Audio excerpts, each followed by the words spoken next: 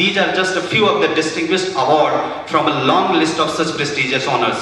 Friends, if I continue to just mention the outstanding credentials of this personality par excellence, I would require not less than hour to list out all his important associations, assignments and awards. Such is the greatness of this personality. At last, I would like to quote one couplet from his own book Arun Satsai, which aptly suits the personality. काम यूं ही कोई नहीं होता, नाम यूं ही कोई नहीं होता, तपना पड़ता है, गलना पड़ता है, राम यूं ही कोई नहीं होता। मैं जो बोल रहा हूं, मेरे मन में जो विचार आया वो आपके सामने प्रकट कर रहा हूं, क्योंकि आज के दिन आज इनका जन्मदिन है। इसलिए लास्ट में मैं ये कहूंगा, आपके नाम का, आपके काम का ये सफर यूं ही चलता रहे, अंधेरे में रोशनी के लिए कोई चिराग यूं ही चलता रहे। So this is our 7th lecture series, हमारी 7वीं लेक्चर सीरीज है। मैं बस लास्ट 60 सेकेंड्स में अपनी बात खत्म करूंगा। इसके पहले सबसे पहले हम जो स्टूडेंट्स हैं प्रोफेसर वाजपेयी के, हमने पहला लेक्चर सीरीज स्पिरिचुअलिटी और विज्ञान पर शुरू करवाया। स्पिरिचुअलिटी और विकास पर मानस भवन जबलपुर में 21 सितंबर 2009 में, 21 सितंबर 2010 में हिंदी भवन भोपाल में आध्यात्मिकता और भौतिकता, 21 सितंबर 2011 हैंस ऑडिटोरियम न्यू दिल्ली में आध्यात्मिकता और भ्रष्टाचार, 21 सितंबर 2012 गेटी थिएटर शिमला में आध्यात्मिकता और सुशासन, 21 सितंबर 2013 डीवाई पाटिल यूनिवर्सिटी कोल्हापुर आध्यात्मिकता एवं पूर्वाग्रह निरपेक्षता, 21 सितंबर 2014 आध्यात्मिकता एवं सृजनात्मकता Arya group of educational university sunrise university Jaipur में, और स्पिरिचुअलिटी डेमोक्रेसी एंड पॉलिटिक्स आध्यात्मिकता प्रजातंत्र और राजनीति आज यहाँ पर।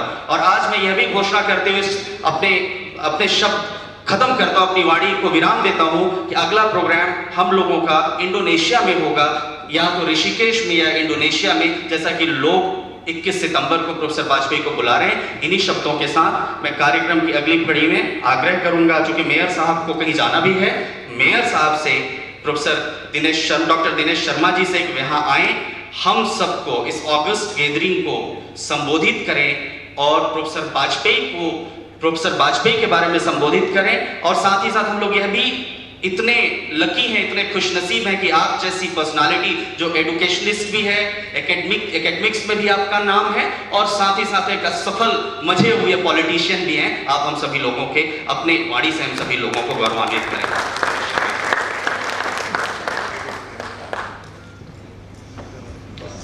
आज के मुख्य वक्ता हिमाचल यूनिवर्सिटी के सम्मानित वाइस चांसलर आदरणीय प्रोफेसर अरुण दिवाकर नाथ वाजपेयी जी, आदरणीय श्रीमती साधना वाजपेयी जी, आदरणीय विजय सिंह परिहार जी, आदरणीय कल्पना सिंह जी, अश्विनी दुबे जी, सुदेश शिवनारायण जी, उपस्थित सभी महानुभाव। कार्यक्रम के विषय की जानकारी मुझे अभी भी आने का सौभाग्य आदरणीय वाजपेयी जी के आमंत्रण पर मुझे पहले प्राप्त हुआ है। आज उनका जन्मदिन है और 59 साल उन्होंने पूरे किए हैं। हालांकि साधारण बोलचाल की भाषा में तो ये बोला जाता है कि 60 साल के बाद की अवस्था को वानप्रस्थ अवस्था बोलते हैं, लेकिन वो गलत है। तुलसीदास जी 75 साल की आयु पूरी कर चुके थे, तब उन्होंने रामचरितमानस का लेखन प्रारंभ किया था। ये परिपक्वता की आयु है, जिसमें ज्ञान का जो सागर है और जो व्यक्ति की क्षमता है, उसका सदुपयोग का प्रारंभ मैं इसको मानता हूँ। मेरी शुभकामनाएं हैं ये 59 वर्ष जो सफलतापूर्वक बीते हैं, शेष ये तो मैं बोलूँगा ही कि शतायु हों, और शतायु होने में जितने साल आपके साथ में हैं वो सफलता के चरम बिंदुओं को छुएं और राष्ट्र को आपकी परिश्रम और आपके कार्यों का लाभ मिल सके। मेरी शुभकामनाएं आपके साथ हैं।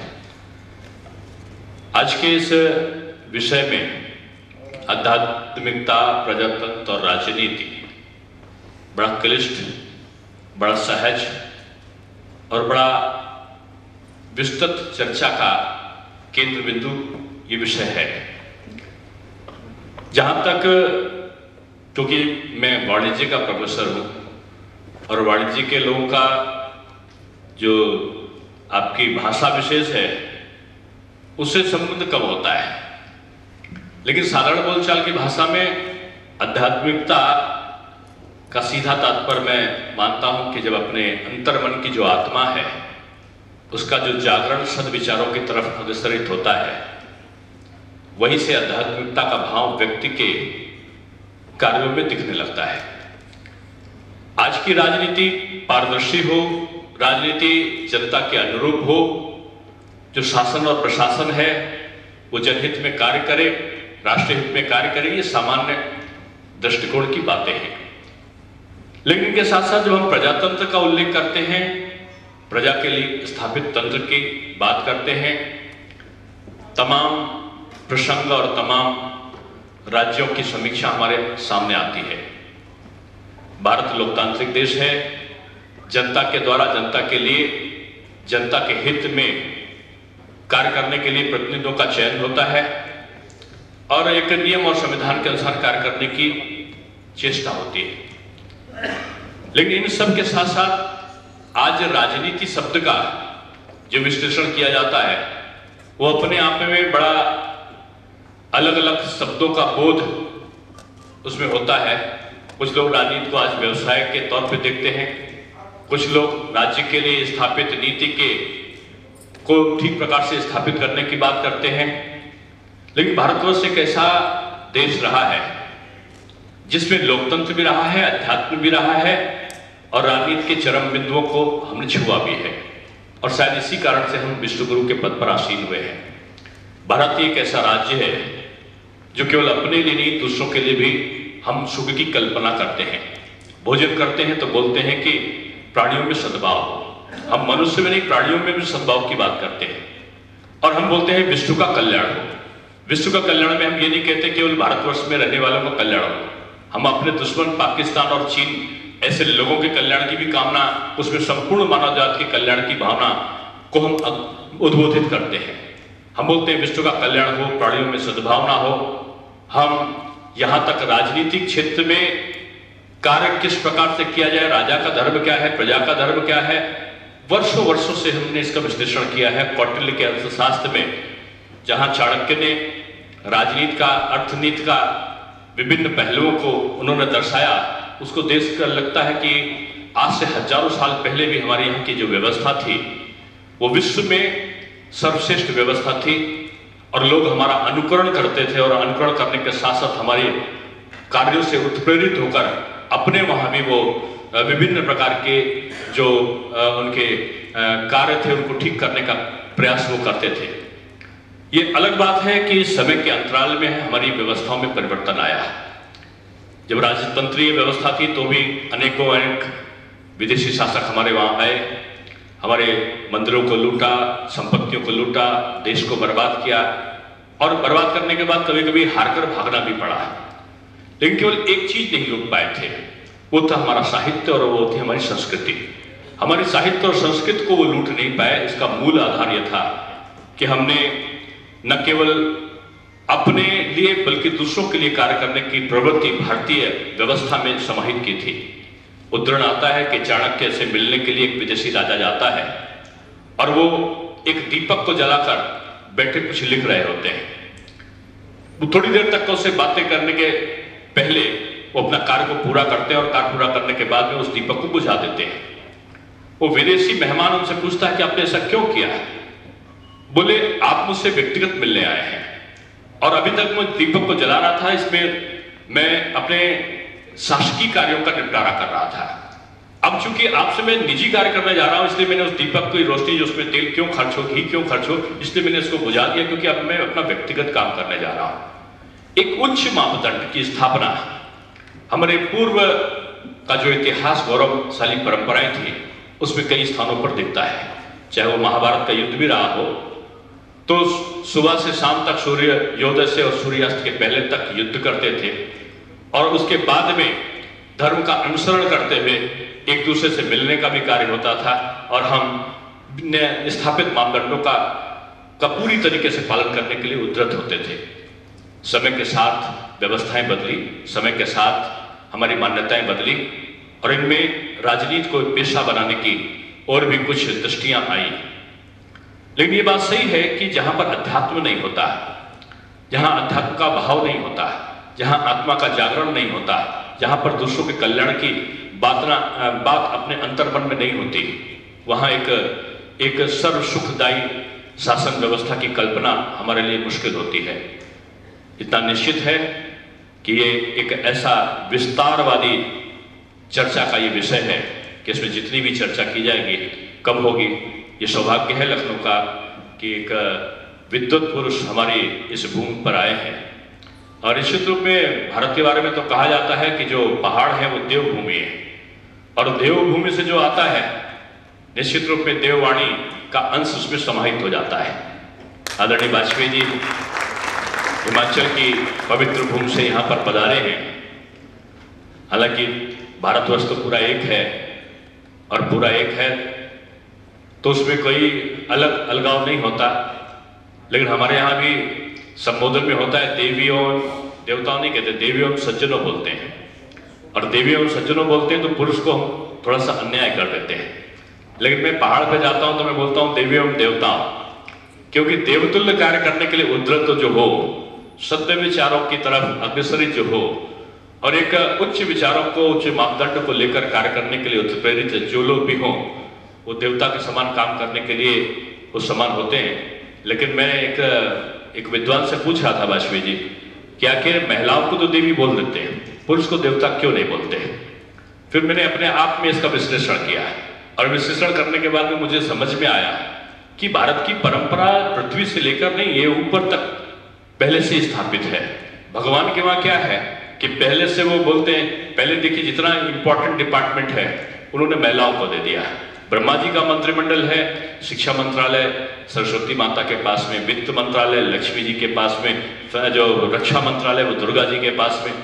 और जो नाम भी लेते हैं उनका, तो नाम लेने में बोलते ना कि राधा कृष्ण, सीताराम, लक्ष्मी नारायण, उमा शंकर, तमाम नामों में पहले हम राधे कृष्ण बोलते हैं। राधे पहले, कृष्ण बाद में, सीता पहले, राम बाद में, लक्ष्मी पहले, नारायण बाद में, उमा पहले, शंकर बाद में। तो ऊपर की जो व्यवस्था है ना, उसने यहाँ पर महिला को प्रथम स्थान दिया है। भारत की आध्यात्मिक दृष्टि और राजनीति की जो परस्कृत एक गौरवशाली परंपरा की स्थापना थी, वो शायद इसी कारण थी। और जब जब इसमें व्यवधान आया तब तब राजनीति की दिशा में परिवर्तन आया। सीता के साथ में अपमान हुआ तो एक लखपू सवाल नाती जे के घर में दिया न भाती, संपूर्ण राजनीतिक व्यवस्था रावण की दस्त हो गई। और जब द्रौपदी का अपमान हुआ तो पूरा संपूर्ण महाभारत हो गया, और 100 भाइयों वाला कौरव वंश का विनाश हो गया। ये एक ऐसी व्यवस्था है जहां हमने माता और पिता को भी ईश्वर के समक्ष रखा है। तमाम रिश्ते होते हैं। मैं एक दिन सोच रहा था कि हमारे यहाँ की जो परंपराएं थी, प्रकृति का संरक्षण करना हो तो उन्होंने कहा कि प्रकृति के संरक्षण में सीधे नहीं बोला, उसको बोल दिया कि पीपल का पेड़ है तो कहा ब्रह्मदेव बाबा रहते हैं। बरगद का पेड़ दिखाई पड़ा कि उसको ऑक्सीजन मिलता है तो सीधे नहीं कहा, उनका कि इसमें डोरा बांधेंगे तो स्त्रियों को अपनी पतियों की रक्षा का भाव जागृत होगा। उनका शेर दुर्गा जी की सवारी, चूहा गणेश भगवान की सवारी है। उनका नाग देवता, यानी हिंदू संस्कृति कितनी विराट है कि जो काट ले जहर पैदा हो और व्यक्ति की मृत्यु हो जाए, उस नाग को भी कहते हैं नाग देवता हमारी रक्षा करना और दूध पिलाने का कार्य होता है। तो ये धर्म के साथ में जो राजनीति का जो जुड़ाव रहा है, उसने प्रकृति का भी संरक्षण किया है, मानव का भी संरक्षण किया है, प्रकृति का भी संरक्षण किया है, और अपने पारंपरिक जो पारिवारिक परिदृश्य है उसमें आप देखो, मैं एक दिन देख रहा था कि लोग गुरु ब्रह्मा गुरु विष्णु की बात करते हैं। ब्रह्मा और विष्णु के बराबर गुरु का आदर करने की बात जहां करते हैं, वही पतला गुरु कौन है तो बोलते मां है, उसकी तरफ भी जाते हैं। श्रवण कुमार ऐसे लोग रहे, राम ऐसे लोग रहे कि पिता की आज्ञा पर चले गए। फिर कभी कभी मन में आता है कि जो ईश्वरीय व्यवस्था थी उसमें घर में रहने वाला जो ईश्वर है, माता और पिता, उसको भी हमने वही आदर दिया है जो भगवान को दिया है। और शायद जिस घर में निरादर हुआ उस घर की व्यवस्था ध्वस्त हुई है। मैं एक दिन देख रहा मन में सोच रहा था कि हम सड़क पर चल रहे हैं, ठोकर लग गई तो अरे अम्मा क्या हो गया है, माँ की याद आती है, छोटी से चोट लगी, जा रहे सड़क पर, बस आ गई, बस आते एकदम पास से निकल गई, कुचलते कुचलते बच गए। अरे बाप रे क्या हो गया। यानी बड़ी मुसीबत आती है तो पिता का नाम याद आता है, छोटी मुसीबत आती है तो माँ का नाम याद आता है। ये संबंध ऐसे हैं कि जिनका विश्लेषण भारतीय राजनीति में नहीं, भारतीय संस्कृति में अगर हम करें तो लगता है कि माता और पिता को हमने प्रभु ईश्वर के समान हमने स्थान दिया है। अब देखो, हम बोलते हैं सारे रिश्ते, अगर आप देखो चाचा चाची, ताऊ ताई, मौसा मौसी, भाई बहन, सब में पुरुष पहले आ रहा है, स्त्री बाद में आ रही है, लेकिन एक ही संबंध है जिसमें हम बोलते हैं माता पिता, माँ पहले और पिता उसके बाद में आता है, एक दूसरे के पूरक के उसमें। तो इसलिए माँ और पिता को जहां पर मतलब इसमें भी स्त्रियों का पहला स्थान होता है, इसलिए उस परंपरा को, उस मापदंडों को हमने अपनी भारतीय व्यवस्था में तमाम प्रकार से जोड़ा, आध्यात्मिकता के साथ में जोड़ा, धर्म के साथ में जोड़ा, प्रकृति के साथ में जोड़ा, विभिन्न विचारों का समावेश करके एक ऐसी व्यवस्था बनाई थी